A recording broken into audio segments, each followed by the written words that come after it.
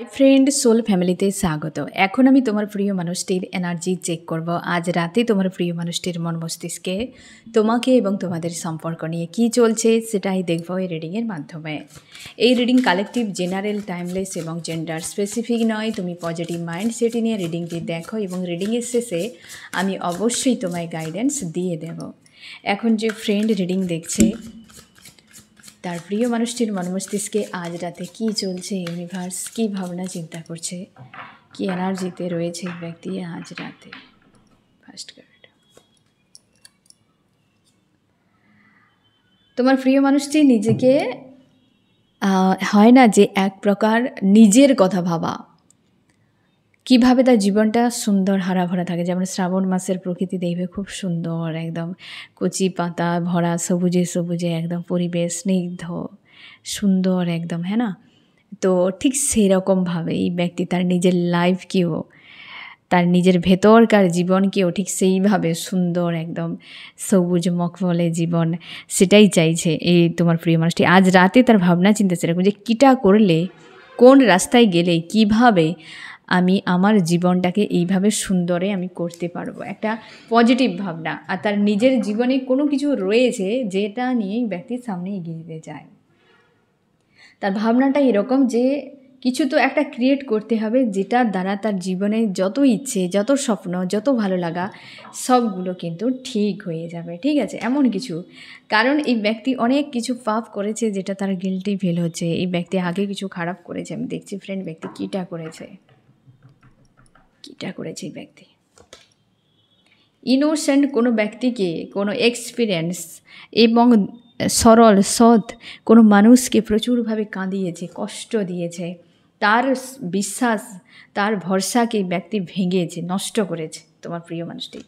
এবং সে জায়গা ছিল তার জীবনে একটা কোনো পজিটিভ সোর্সের জায়গা। মানে সেই যে মানুষটি, সেই যে ব্যক্তিটি তোমার প্রিয় মানুষটিকে প্রচুর ভালোবাসতো। আমি এনার্জি দিয়ে দেখে নেবো যে ব্যক্তিটিকে, যে ব্যক্তি সেই ব্যক্তি খুব মানে ইনোসেন্ট টাইপের, দয়ালু, সরল, সৎ।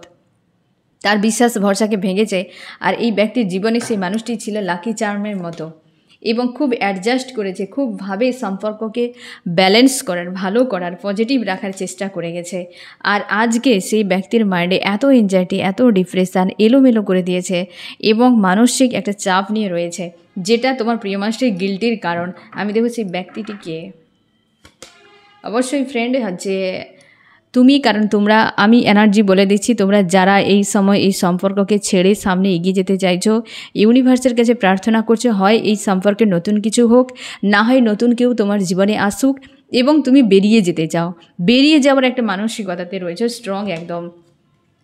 আর তুমি একটা এনজাইটি, ডিপ্রেস হয়ে থাকা, স্যাড, অ্যালোন, যেন মনে হয় যে সব কিছু ভাঙা চোরার মধ্যে তুমি বাস করছো, একটা ডাস্টবিনের মধ্যে। এই সম্পর্ক তোমার জীবনে বা এই মানুষটি তোমার জীবনে এত কিছু ক্ষয়ক্ষতি করেছে, এত তোমাকে পেন দিয়েছে যে তোমার মনে হচ্ছে এই ব্যক্তি তোমার জীবনটাকে পুরো ধ্বংস করে দিয়েছে। আর সেই ধ্বংসস্তূপের উপর বসেই তুমি ভাবছো বা ইউনিভার্সের কাছে প্রার্থনা করছো যেন আগামীতে এই ব্যক্তি সম্পর্ক হয় নিউ বিগিনিং হোক, অথবা নতুন কেউ আসুক, কিংবা জীবনটা একটা সুন্দরভাবে এগিয়ে নতুন সূর্য উদয়।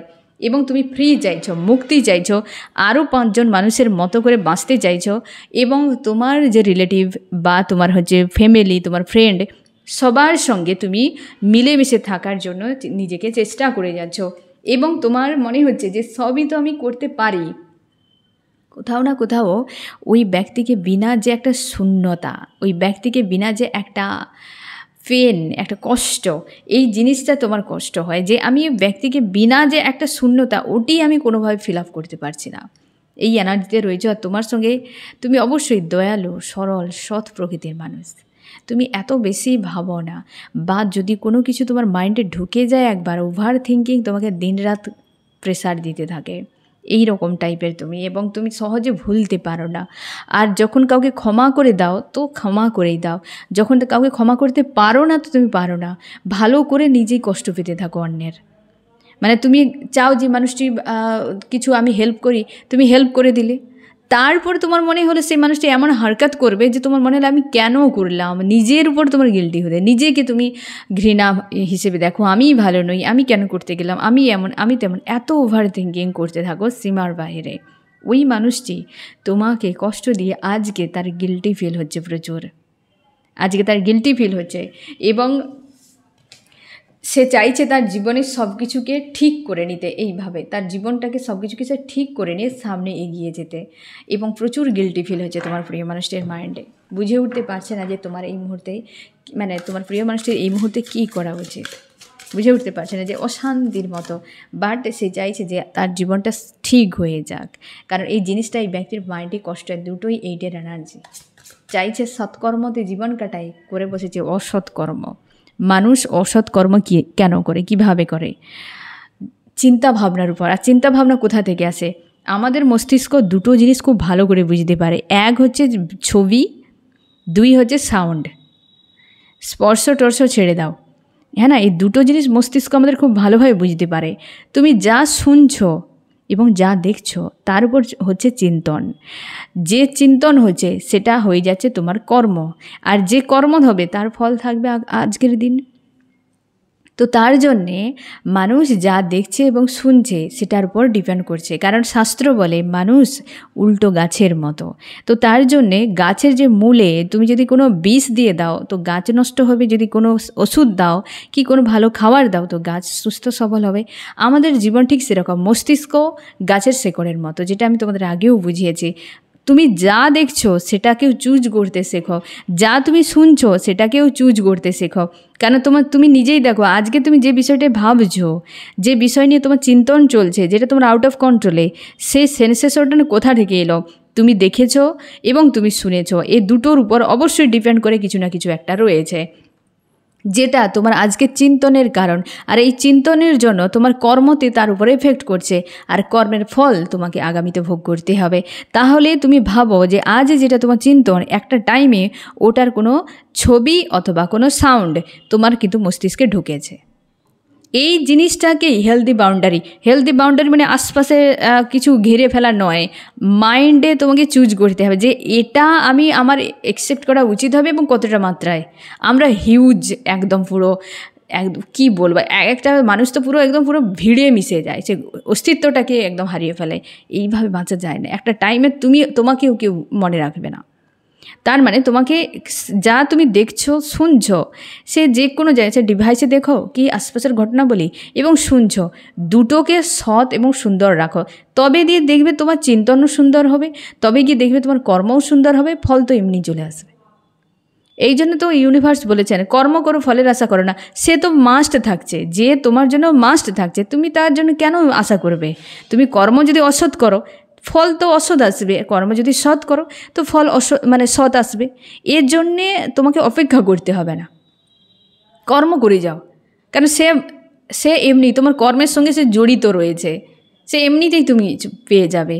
আর এটা তুমি সবসময় যেন মাথায় রেখো ফ্রেন্ড, যে যা শুনছো, দুটো বিষয় সবসময়ের জন্য, যে যা শুনছো, যে যা শোনাচ্ছে সেটা, আর হচ্ছে যা তুমি দেখছো এটা, এই দুটো বিষয়কে যদি তুমি চুজ করতে শিখে যাও, চুজি হও ফ্রেন্ড। লোকে বলবে আরে এ তো ব্যক্তি স্বার্থপর প্রকৃতির, এটা নেয় না, ওটা নেয় না, এটা শুনে না, ওটা শুনে না, বলে যাক, কিন্তু তুমি তো ভালো থাকবে। তুমি কারোর খারাপ কথাটা শুনতে চাও না, এর জন্য কেউ কারোর খারাপ লাগতেই পারে, কি যায় আসে?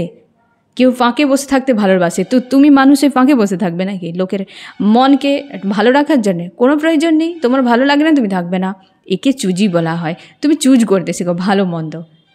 তো এই জিনিসগুলোই ক্ষতিকারক হয়ে যায় ফ্রেন্ড, প্রত্যেকের ক্ষেত্রে ক্ষতিকারক হয়ে যায়, আশা করি বুঝতে পারলে। আর তোমাদের আরেকটা প্রশ্ন ছিল, আমি উত্তর দিয়ে দিই ফ্রেন্ড। তোমরা অনেকেই বলেছো যে 14 তারিখ যে জুলাইতে, ওটা হচ্ছে শ্রাবণ মাসের প্রথম শ্রাবণ সোমবার ছিল। অনেকে তোমরা জানো না, আমাকে জিজ্ঞাসা করেছিলে অবশ্যই ফ্রেন্ড।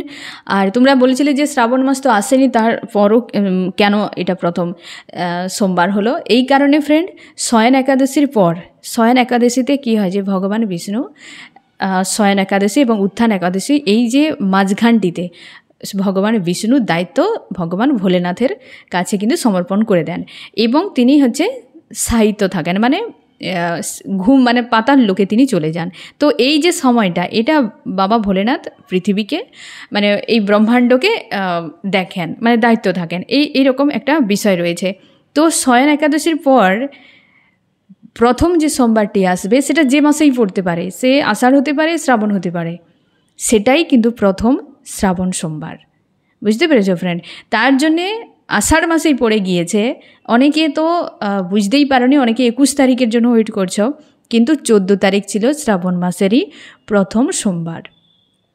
ঠিক আছে, এবার 21 তারিখে শ্রাবণ মাস তোমরা পেয়ে যাবে এবং সেটা পেয়ে যাবে, কিন্তু সেটা হচ্ছে না প্রথম শ্রাবণ সোমবার, সেটাই হয় প্রথম যে শয়ন একাদশী পরে যেটা আসে, একদম প্রথমে সোমবারটি আসে সেটাই হয় শ্রাবণ সোমবার, প্রথম শ্রাবণ সোমবার। ঠিক আছে, এই জন্য কনফিউশন পড়বে, সবসময় যেন এটা মনে রেখে দাও যে শয়ন একাদশীর পরেই যে প্রথম সোমবারটি আসবে সেটাই হবে, সে যে মাসে পড়তে পারে। বুঝতে পেরেছ? এই জন্য 2024 সালে তোমরা দেখবে সম্ভবত 6টা না 7টা সোমবার পড়েছিল, অনেকগুলো সোমবার পড়েছিল এই কারণে। বুঝতে পেরেছ? কারণ অনেক আগেই মানে আষাঢ় মাসে অনেক আগেই মানে 2টো সোমবার অলরেডি আগে শয়ন একাদশী চলে আসে। তো তার জন্যে আষাঢ় মাস মানে হচ্ছে জুলাই এবং অগাস্ট মাস, এই 2টো মাস জুড়ে চলছিল 6টা সোমবার। ঠিক আছে, যেটা একটা মাসে 4টা পড়ে যায়, তাই না? কিন্তু 2 মাস জুড়ে অনেকগুলো পড়েছিল এই জন্যেই, কারণ তিথি অনুযায়ী হয় সব কিছু, আমাদের সনাতন ধর্মে সব তিথি অনুযায়ী হয়। তো সেই জন্যে এটা হয়ে গিয়েছে, আর কনফিউশনে পড়ার কোনো দরকার নেই। আর সবসময় এটা মনে রাখবে, কেউ বলুক না বলুক, শয়ন একাদশীর পরেই যে সোমবারটি আসবে সেটাই শ্রাবণ সোমবার, প্রথম শ্রাবণ সোমবার হয়। আর ওই দিন মানে তোমরা অনেকে ব্রত করতে পারো, জল ঢালতে পারো, ওই দিন থেকেই শুরু। ঠিক আছে, আর কিন্তু কনফিউশনে পড়বে না। তিথিটিকে সবসময়ের জন্য আমাদের সনাতন ধর্ম কিন্তু ফলো করে। ঠিক আছে, ডেট বার এগুলো এতটা ফলো করে না, কিন্তু তিথিকে বেশি ফলো করে। এবার ভোলেনাথের সোমবার এটা তো স্পেশাল, এ তো সারা বছর থাকে, এটার জন্য এক্সট্রা কিছু নেই বার অনুযায়ী, বাট তিথিকে সব থেকে বেশি গুরুত্ব দেওয়া হয়। এবার আমি দেখবো ফ্রেন্ড যে আরও কি চলছে তোমার প্রিয় মানুষটির মন মস্তিষ্কে আজ রাতে।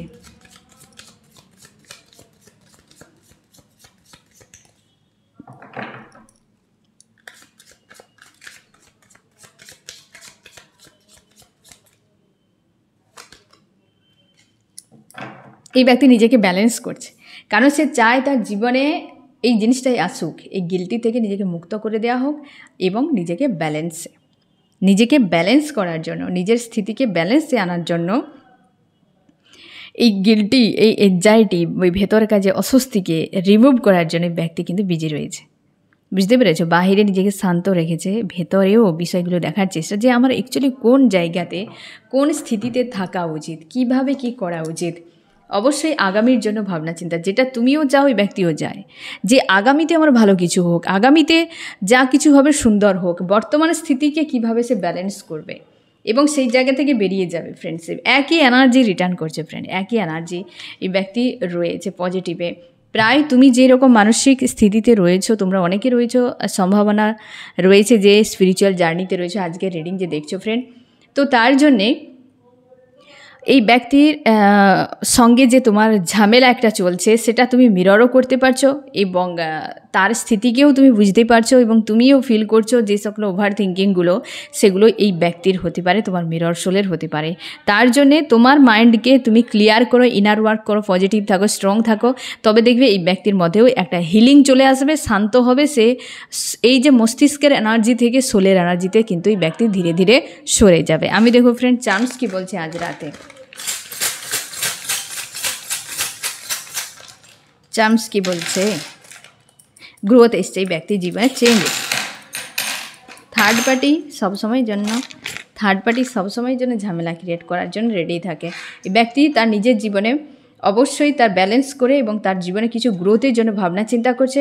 থার্ড পার্টি এই ব্যক্তিকে গ্রাউন্ডেড করছে, এই ব্যক্তিকে যে আজকের দিনে এই যে তার লাইফ নিয়ে নতুনভাবে বাঁচার যে একটা ভাবনা চিন্তা, এটা কিন্তু কেবলমাত্র থার্ড পার্টিই তার মাইন্ডে তৈরি করেছে।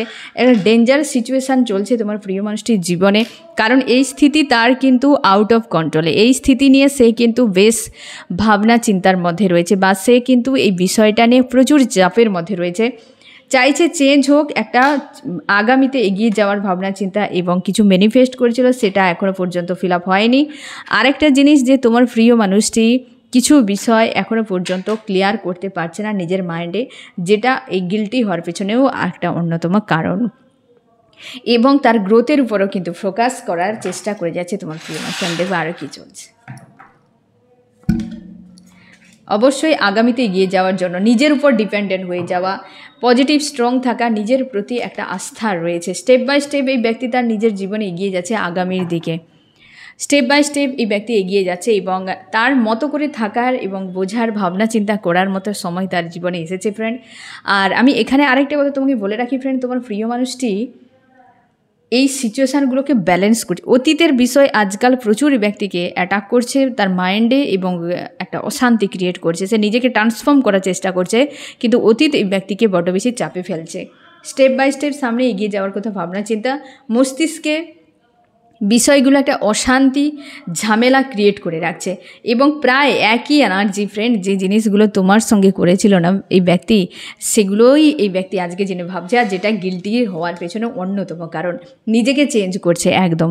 তার জন্যে এতটা ভাবনা। যে ব্যক্তি অ্যাকচুয়ালি যাদেরকে নিয়ে ভাবনা চিন্তা করেছিল, যে ধরনের মানুষের সঙ্গে থেকে তার চিন্তা ভাবনা ছিল, এখন কিন্তু সেই জায়গাতে তোমার প্রিয় মানুষটি নেই। আমি দেখব ফ্রেন্ড যে তোমার মাইন্ডে কী চলছে আজ রাতে।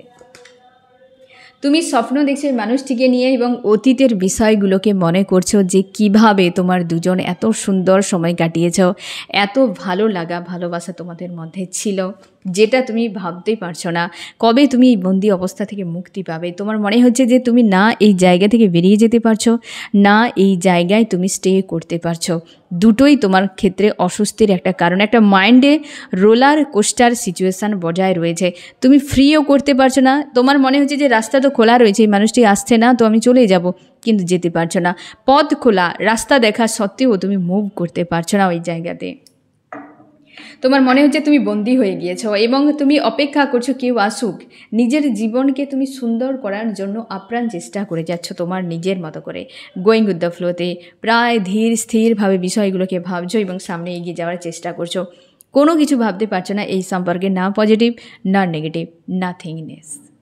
পুরোপুরিভাবে তোমার মনে হচ্ছে যে সব ওকে, এমন টাইপের ভাবনা চিন্তা রয়েছে এবং তুমি বুঝে উঠতে পারছো না তোমার কী করা উচিত। একটা স্যাড অ্যালন এরকম টাইপের তোমার ভাবনা রয়েছে ফ্রেন্ড। এবং তুমি নিজের যে পুরনো সেলফ ছিল সেই সেলফকে তুমি ছেড়ে দিচ্ছ এবং তুমি নিজের উপর ফোকাস করছো। আর অনেকখানি সজাগ রয়েছে। তোমার যে এনজাইটি, ডিপ্রেশান, যা কিছু তোমার মাইন্ডের ভেতরে তোমাকে ডিস্টার্ব করছে, তুমি সেগুলোকে ধীরে ধীরে সরিয়ে দেওয়ার চেষ্টা করছো এবং নিজের উপর আস্থা। আজকাল তুমি প্রায় পজিটিভ, স্ট্রং এবং এনার্জেটিকলিভাবে হাই থাকো এবং নিজের উপর পুরোপুরিভাবে যারা হ্যাঁ আমি এমন, আমি তেমন, আমি এই রকমভাবে বাঁচতে পারি, থাকতে পারি, এই যে একটা ভাবনা চিন্তা তোমার মধ্যে একটা পজিটিভ, সেটাই নিয়ে তুমি কিন্তু থাকছো এবং তুমি বাইরে থেকে বিষয়গুলোকে দেখার, বোঝার চেষ্টা করছো যে আগামী আমার কী হতে পারে। এবং তুমি সব কিছুকে শেষ করে ফ্রেশ হতে চাও অ্যাকচুয়ালি। যে যা হচ্ছে এনজাইটি, ডিপ্রেশান, ঝামেলা, রাস্তাও খোলা রয়েছে, যেতেও পারছি না, একটা যেন বিশৃঙ্খলা তোমার মাইন্ডে রয়েছে, যে সঠিক একটা গাইডেন্স নিয়ে যে সামনে এগিয়ে যাব সেটাই তো খুঁজে পাচ্ছি না। এইরকম একটা এনার্জিতে রয়েছে আজকের দিনে ফ্রেন্ড। আমি দেখবো এই ব্যক্তি আজ রাতে তোমাকে কি বলতে চায়, কি রয়েছে মেসেজ এই ব্যক্তির দিক দিয়ে। অবশ্যই এটাই চেঞ্জ করছে। ব্যক্তি অন্ধকার থেকে আলোর দিকে যাচ্ছে, নিজের চিন্তা ভাবনাকে নিয়ে বিজি রয়েছে আজকের দিনে, চিন্তা ভাবনা নিয়ে, লাইফ নিয়ে এবং তোমাকে নিয়ে আরও বেশি, সব থেকে বেশি ভাবনা যে গিল্টি, যে কী করেছিল তোমার সঙ্গে, সেগুলো নিয়েই ব্যক্তি কিন্তু খুব গভীরভাবে ভাবছে। আমি এবারে দেখব ফ্রেন্ড এই ব্যক্তি তোমার জন্য কি করতে পারে। পুনরায় ব্যক্তি আন্তরিকভাবে তোমার সঙ্গে জুড়তে চলেছে এবং সম্পর্কের জন্য কী করতে পারে ব্যক্তি, ব্যালেন্স, টোটালিটি, অবশ্যই ব্যালেন্স করতে চায় এই সম্পর্কের জন্য। এবার আমি দেখব ফ্রেন্ড নেক্সট অ্যাকশান এই ব্যক্তি কী ভেবে রেখেছে এই সম্পর্কের জন্য। নেক্সট অ্যাকশান ট্রাভেলিং, নতুন করে সূর্য উদয়। নেক্সট যেটা করবে এই ব্যক্তির কাছে তুমি দেখতে পাবে যে নতুন কিছু করতে চলেছে আগামীতে। ঠিক আছে, আমি দেখো তোমার কি করা উচিত, গাইডেন্স কী রয়েছে আজকের রাতে তোমার জন্য।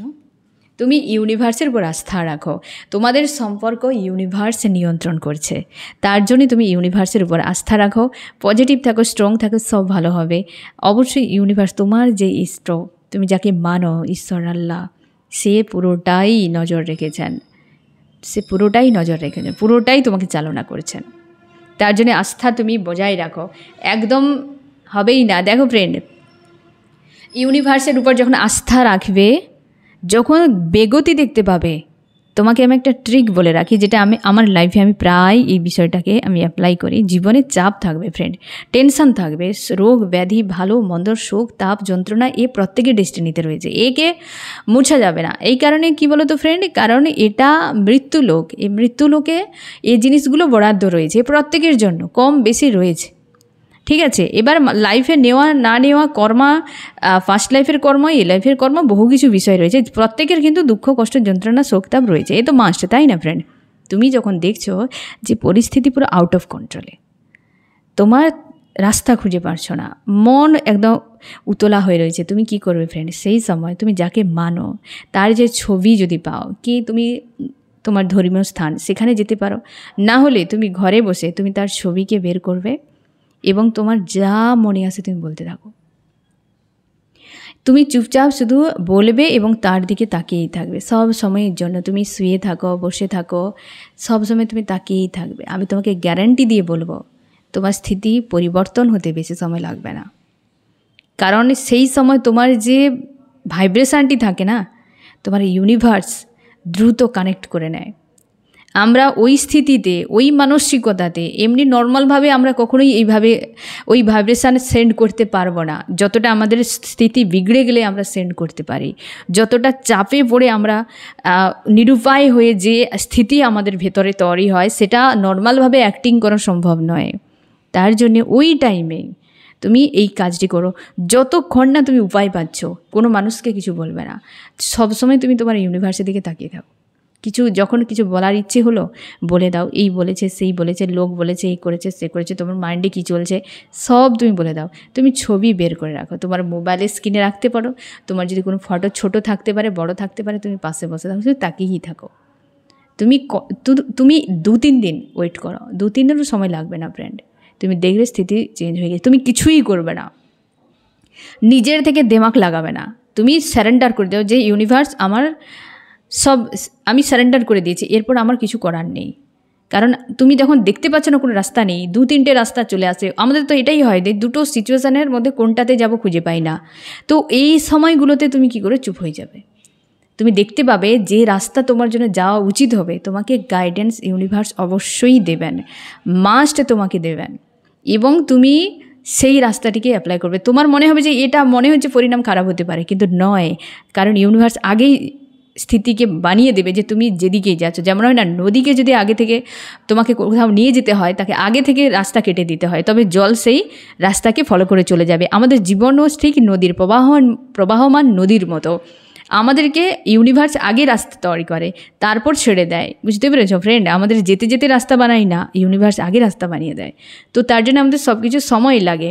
তুমি এই সিচুয়েশানে যখন দেখছো আউট অফ কন্ট্রোলে, তোমাকে এই ট্রিকটা বলে রাখলাম, তুমি তোমার লাইফ টাইম জুড়ে এই জিনিসটা অ্যাপ্লাই করো, ছেড়ে দিও পুরো, এবং সবসময় তুমি ইউনিভার্সের দিকে তাকিয়ে বসে থাকো। তোমার কান্না পাচ্ছে, কেঁদে নাও, ভালো লাগছে না, কিছু বলতে ইচ্ছে করছে, তুমি বলে নাও। কোনো মানুষের কাছে যাবে না, কোনো মানুষের কাছে যাবে না, কারোর পায়ে হাতে পড়বে না, কারোর কাছে চোখের জল ফেলবে না, তুমি ইউনিভার্সের কাছে যাও, দেখবে সব চেঞ্জ হয়ে গিয়েছে। 2-3 দিন ওয়েট করবে, একদম চেঞ্জ তুমি নিজেই দেখতে পাবে, যেটা আমার লাইফে আমি প্রচুরবার দেখেছি। আস্থাটা, বিশ্বাসটা না ফ্রেন্ড, ততটা মাত্রায় রাখো যতটা নিজের থেকে বেশি হবে, ঠিক আছে? দেখবে তুমি চেঞ্জ দেখতেই পাবে। কেউ কোনো দিন তোমার আঙুল তুলতে পারবে না। যে ব্যক্তি আজ তোমার বিরুদ্ধে, সেও একদিন সাপোর্ট করবে না তুমি ঠিক ছিলে, কারণ ইউনিভার্স পারে না এমন কিছু নেই, ঠিক আছে? তা যে করবে তুমি তার কাছে যাও। এরা তো সবই নিজেরাই কিছু জানে না, মানুষ অল্পজ্ঞ। ইউনিভার্স নিজেই বলেছে মানুষ অল্পজ্ঞ, সে তুমি আমি আমরা সবাই অল্পজ্ঞ, আমরা জানি না আগামী কী রয়েছে, তো ইউনিভার্স জানে, তার উপর আস্থা ছেড়ে দেওয়াই বুদ্ধিমানের কাজ হবে। বুঝতে পেরেছো?